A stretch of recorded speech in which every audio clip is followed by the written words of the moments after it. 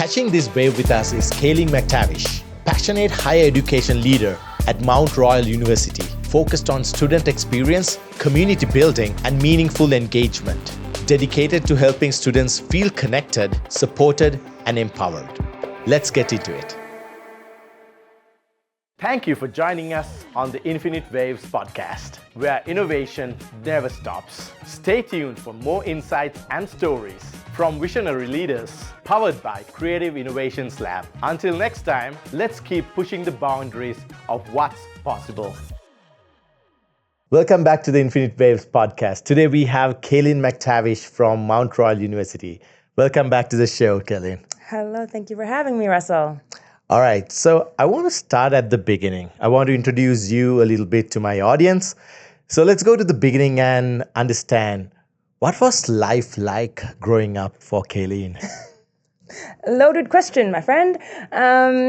So I grew up just outside of Calgary, actually, and had a really great, I would say, childhood where I did a lot of different activities as a kid, and had a great neighborhood where we always got into a little bit of mischief, cops and robbers almost every single night. And just like really had a lot of fun. I would say I was very, very active in high school, with as far as like extracurricular types of things went, which I think actually helped shape my career and interests moving forward. But yeah, childhood was amazing. Family was great. Mom was creative. We had a lot of fun, lots of cooking, baking, things like that. And yeah, just wonderful time. So you built a career around student experience. So right now you're managing student experience for Mount Royal University. What was that inspiration, or what put you through that direction? Like what was the story behind getting into that? So I did not know that student experience was a career at all when I started, I would say. When I went to university, that was not something that I thought I was going to be when I grew up at all. I think when you go to university, you're kind of thinking about leaving university, not necessarily staying there, and helping shape the experience for students. Just like high school, I was very involved in my undergrad experience, on student council and things like that, and just realized that there was so much to helping students transition, but also navigate their own humanity in that way with advocacy and other things. And so, I think through those experiences, I was definitely unlocking passion and interest to keep that train going towards helping broaden students' understanding of themselves. I heard that you worked around art and production spaces growing up. Just want to understand, how did that aspect in your life help you with building community and experiences in general? Yes, I would say I was voluntold into some of the creative aspects of that. My sister, who's one of my favorite people in the world, is a video producer and director, and kind of identified a gap in the city for film folks to actually show their creative work in an accessible way. So she made one. Essentially, she made an entire platform, and it was called Late Night at the Plaza. And they had live art, and by that I mean different live bands, comedians, performances, some wild things, if you know, you know. And that lasted for a number of years. It was a lot of fun at the Old Plaza Theater, and it really just kind of ignited what community could feel like. We created something from truly nothing. We used to only be able to afford to rent the plaza at midnight on Wednesdays. Who was going to a show at midnight on a Wednesday? But we were able to create kind of a little bit of a cult following, and folks really, really attached to the art, the authenticity. I was not one of the creative minds behind it. My sister and her amazing crew were. I just kind of helped in the back end, but I was able to, and I was like the door girl, they would say. But yeah, being able to welcome folks into that space continuously every Wednesday was a really cool opportunity to curate experience, and help them feel comfortable from start to finish of doing something a little weird. And that's what we used to call it, let's get weird on a Wednesday. And yeah, it was a lot of fun. All right. Okay, so talking about building cults and community and all that, right? I want to bring you back to Mount Royal University. Your current role as a student experience leader, what does that look like for you? I would say, so it has a number of different aspects to it. Majority of what I spend my time doing is supporting the first year student experience and the transition. There's a lot of uncertainty between that high school to university jump. So me and my team spend some time kind of curating programming and events to help students feel a little bit more comfortable in their own skin on campus, normalize some of those experiences. And yeah, we could try to create curriculum around the student life cycle to help them along their journey. So we throw a bunch of different stuff at the wall and see what sticks to help them along the way. All right. So I understand now one of the biggest challenges. We work with a lot of universities, and a lot of people are telling us it's not the same back when we used to go to university. Things are changing, experiences are changing, technology is changing, everything's changing. But the challenges seems to be brand new. Like students are struggling, people are struggling, institutions are struggling with that. So how would your role or Mount Royal University help students with transitioning and maybe tackling some of these challenges when they come into university? It totally is not the same. I would say even when I went to university, the challenges, the financial challenges, even the social isolation we're seeing is just completely different. So we are pretty in tune with understanding kind of like the societal norms. I always say that post-secondary is kind of like a microcosm of society. Like it's kind of, we're a small city where the stresses are the same and the pressures are the same as what you experience kind of outside of those walls. Sometimes it's just on steroids. So what's happening kind of out there around the discourse of challenges and difference of opinion and things like that happen within the university walls too. So I would say what my team tries to do is identify and normalize, when I was saying like the student experience, as far as having them recognize they're not alone. They're not the only one that feels like they're lonely. They're not the only one who's nervous about that first test or scared to send an email to their professor. So we spend a lot of time doing that. And then just giving them the resources that they need over and over and over again to try to help them with their journey and get them more accustomed to asking for help, because university is not a solo sport. We have a whole village for folks to help you along the way. So we want students to know that and do a lot of kind of, programming and events to invite them in and provide them permission to get help when they need it. Okay. And when we talk about challenges, it's not only the students that face challenges. There's another important party that all universities talk about. That's the parents. Mm-hmm. So the parents are also going along this journey with their students. How do you help the parents and students maintain that relationship, but at the same time help parents understand that it's not the same back in the day when they used to go to university? You need to approach certain things differently. As much as you're helping students transition and experience amazing experiences during their time at universities, how do you tackle the parents? Oh, good question. Actually, I love parents. I will say they're one of my favorite audiences to work with because they care so much. Like, no one cares about their baby more than them. And so I think part of what I like to try to do is tell them, like, we care too. Like, I know you've raised them their entire lives, and now in their adulthood, we're going to kind of step in and partner parents along the way. So I think that's an important step, is like bringing parents along the journey, because they might be launching their first baby. It might be their first student that they're sending off into the world. So we want them to know that we definitely have their back. I think there's been some huge transitions for how K-12 is supporting parents, which is very hands-on. Like, parents have an app. They can see their students' grades. They go to different types of parent conference meetings. And when they step into the university setting, we can't even confirm or deny if their student goes to the institution. If they call and ask for the student, we legally are not able to say that they're even here. No. And even if the parent is paying for their studies. So That's a learning curve. And we've had parents call and say, hello, Johnny's forgot his lunch. Can you page him? And we're like, we cannot confirm if Johnny is here. And so I think really just letting them know, while there's no two-way communication with parents in the same way at all as there is in K to 12, that once they come into like our care, if you will, our circle of care within the post-secondary setting, we do have folks that are looking out for them as well. Maybe not asking if they made their bed or if they had lunch, but we do kind of help them along their student journey. And we have lots, like we have mental health nurses and doctors and a pharmacy on campus and a dentist. So we definitely have a lot of folks that are supporting the students' mental health, but also physical health along the way. Okay.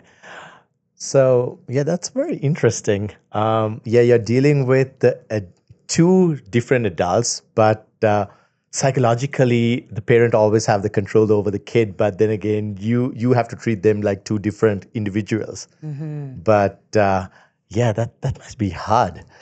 So now that we established that student experience has changed, like enormously in a university setting, what would be that one piece of advice that you find yourself giving over and over again for students? Good question. I would say the advice hasn't changed. Even though the environment has, I would say I've been saying the same thing for a decade. In my opinion, I would say I always encourage students to try the hard thing. Try the thing that scares them and step out of their comfort zone. I think it's very, very easy to go to class, and not always easy to get the degree. There's bumps along the way, of course, but there's so much more living to do in a university setting, and sometimes it's scary. And so I always suggest try an exchange, try a course you might not think you like the title of, try a class where the Write My Prof maybe isn't as easy as you'd like it to be because you need the challenge, and that's where the growth happens. So try the thing that's hard, because after you leave these safe walls of university, you're going to have to try things all over the place, whatever industry you go into. And so you might as well do things that are a little bit more challenging, a little bit out of your comfort zone in a university setting that we want nothing more for you to succeed. This is where you can kind of get a little messy and make mistakes along the way. So that's what I would say is definitely try the thing that scares you.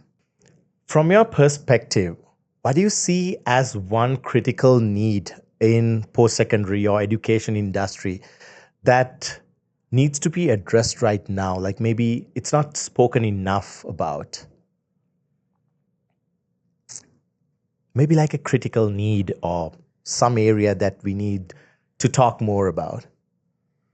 Oh, it depends on the day, Russell. I would say universities are so dynamic. And sometimes I have to be responsive to the political discourse that's happening in the world. That's so tricky to put the one critical need. I think it depends on who you ask, too, and what their answer would be as far as, I think faculty are seeing some major challenges in their classroom with AI, and students' attendance is also down. I think there's some disconnection happening there. I would say administration might say that post-secondary is underfunded just across the board. We're seeing major cuts to international students, which has been a challenge, I think, specifically in Ontario and other spaces, but we're seeing the impact here as well. I would say critical need in my world of student experience, like the actual student day-to-day life, would be that students need more friends. I am seeing a lot of loneliness happen. Our surveys are saying that about 51% of students are feeling lonely on campus. And I think that part of that has to do with technology, as far as it's really easy just to kind of connect online only. And it's a little bit more intimidating sometimes to talk to the person beside you in class. And I was just walking down the hall the other day, and students were getting prepped for an exam. And when I was in school, we were all discussing the stuff beforehand and, doing one of those things together. And when I walked through this group of students, every single one of them was on their phone. Maybe reviewing notes, I'll give them benefit of the doubt.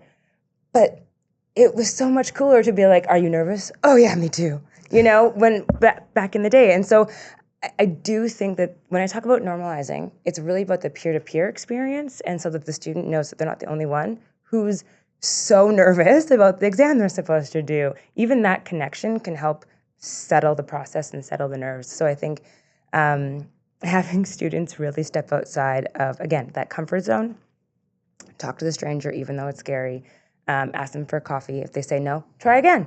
Say maybe you can do study date instead or study time. Just to make those relationships, because that's the stuff that matters. That's the stuff that sticks. Okay. All right. I did not expect that answer, but that's so deep. So if you're a student who's watching this, be nice. Go and talk to the person next to you. He or she might be your best friend for the rest of your life. Totally. And so do you think that technology has something to do with these challenges that you're talking about? Maybe let me rephrase that question. What would be one thing that technology has enhanced for students, but at the same time, maybe another thing that has diminished for the students?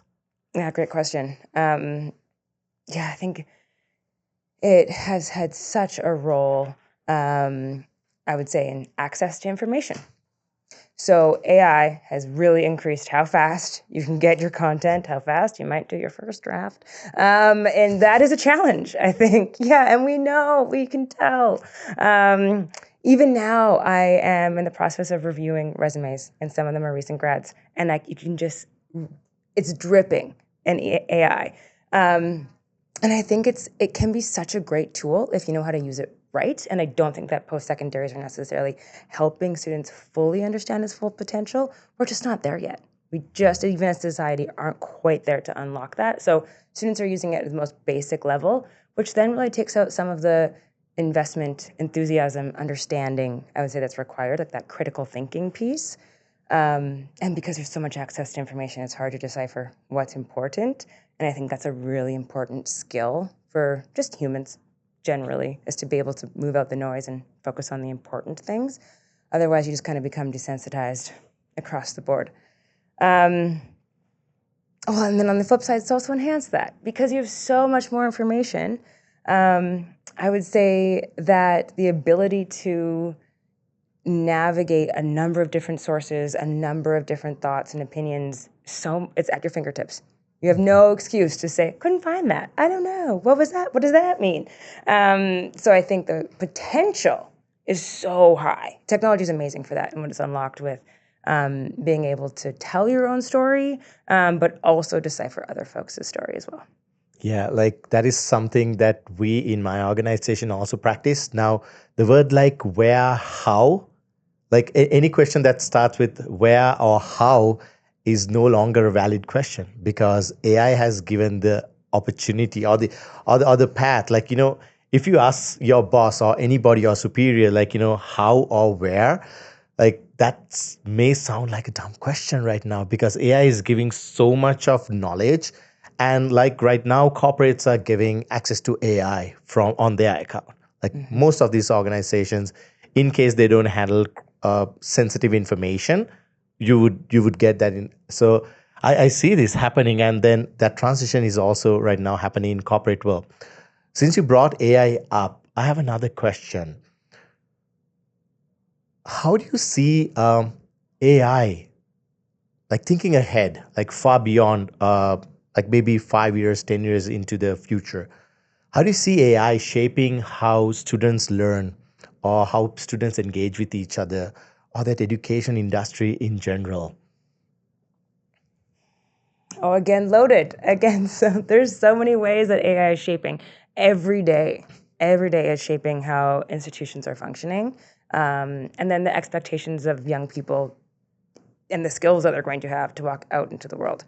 I would say focusing mostly just kind of on the student experience side of things. I would hope that students are able to use it to get some of the answers that they're looking for. And if they're not talking to a peer, potentially they could say, I'm not feeling connected on campus. How might you suggest I do that? And actually asking kind of some open-ended questions potentially to help normalize, like I said, but also just to expand their own understanding of their student experience.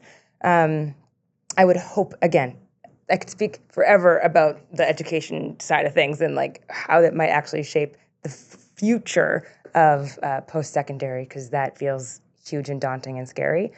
Focusing on my relevant to student experience and kind of engagement, I would hope that they would use it as a tool to provide permission to get engaged, involved, and enhance their experience as they kind of go through their student journey. Okay. So we're coming into our final question, Kaylene. I usually ask this question from all my guests.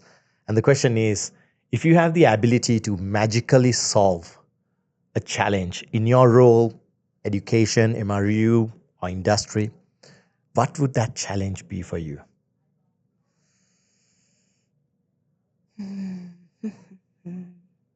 So I think, and this is, I would say, very personal in lots of ways and just my own personal opinion. I think that currently university is being seen as a means to an end. When students enter, even now, when I'm saying, like, what are you excited about? And what are you hoping to get out of this? Their answer overwhelmingly is a job. And I get it. I do. I understand that that's a huge part of what we're doing. We got to make money. I understand. I do wish that we could see university, though, as more of an entire journey on its own. Instead of just a stepping stone to get to the next place, that it's actually a foundational building block for you as a human being in your development. I hope that students and their parents see it as a place where students might change their mind. They might change their beliefs. They might have some of those things, those core values shifted. They might fall in love. They might get a heartbreak. They might talk about sex for the first time, and that has to happen. I think that university is such an amazing playground, and I wish it was seen as that instead of just kind of an area where we kind of help students just move on to the next phase. I think it's where you can make your best friends and have some of your biggest failures in a really safe place where we want you to succeed. And I would hope that there could be an emphasis on, the kind of the student and their own personal development instead of kind of just off to the next thing. Because it can be the best part of your life if you want it to be. Absolutely. Thank you very much, Kaylene, for sharing that insight. You guys heard it here. Like, when you go to university, try to enjoy that moment as much as you can. True that you're trying to get a piece of paper to get a job, but at the same time, you need to enjoy the moment, and that's the best experience that you could have. So once again, thank you so much, Kaylene, for sharing these amazing insights from a different angle than usually what we hear. And if my audience wants to connect with you, do you mind sharing how they could find you? Yeah, so I'm on LinkedIn, Kaylene McTavish. Feel free to give me a follow. Thank you so much for having me. It was great. I think it was a great conversation. All right. So with that being said, thank you so much for joining the Infinite Wave podcast, and we will see you on the next wave. Thank you for joining us on the Infinite Waves podcast, where innovation never stops. Stay tuned for more insights and stories from visionary leaders, powered by Creative Innovations Lab. Until next time, let's keep pushing the boundaries of what's possible.